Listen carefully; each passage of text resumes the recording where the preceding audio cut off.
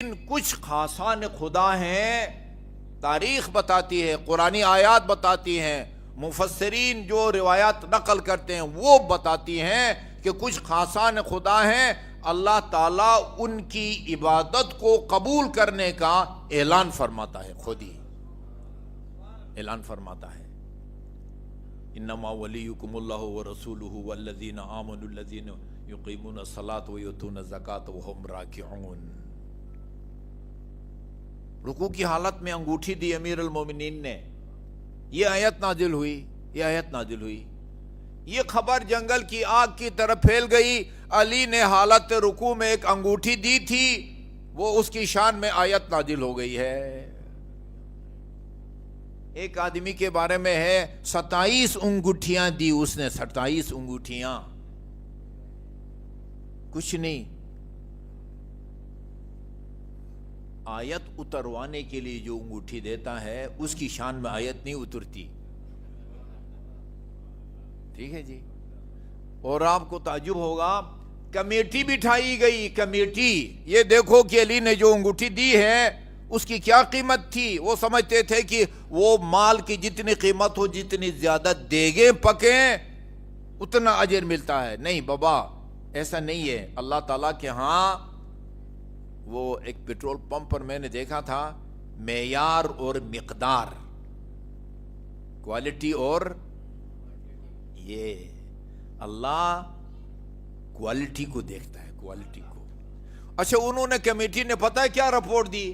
کہا علی، ہم نے تحقیق کی ہے، علی نے جو انگوٹھی پہنی تھی وہ ملک کے شام، آج کے سوریہ کے 1 سال کے ٹیکس اور مالیات کے برابر اس کی قیمت تھی، اس لیے آیت نازل ہو گئی ہے۔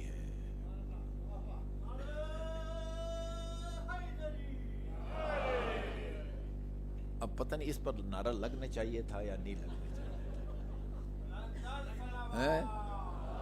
اللہم صلی اللہ محمد وعلی محمد۔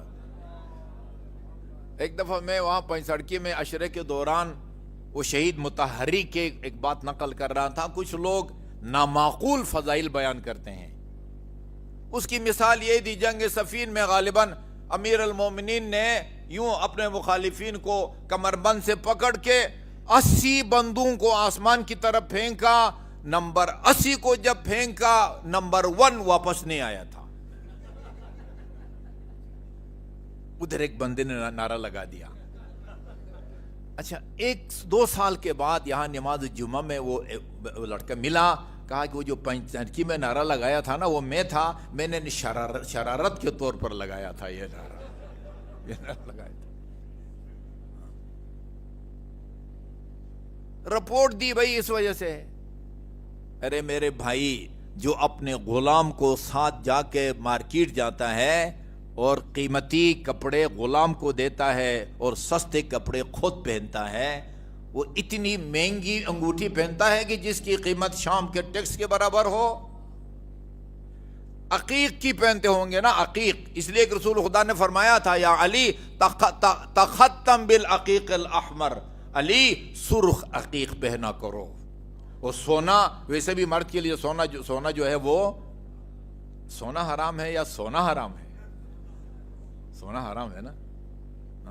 سونے کی بھی نہیں تھی، عقیق کی انگوٹھی ہوگی، اتنی بڑی نہیں ہے۔ اصل راز اللہ بتاتا ہے کہ بھئی راہ خدا میں یہ انگوٹھی کے نتیجے میں یہ جو آیت نازل کی ہے ہم نے، اس کی وجہ یہ نہیں ہے کہ اس کی قیمت زیادہ تھی، وجہ بتائی سورہ دہر میں، یہ اس لیے۔ اچھا بھئی، یہ سورہ بڑا ہوتا ہے یا آیت بڑی ہوتی ہے؟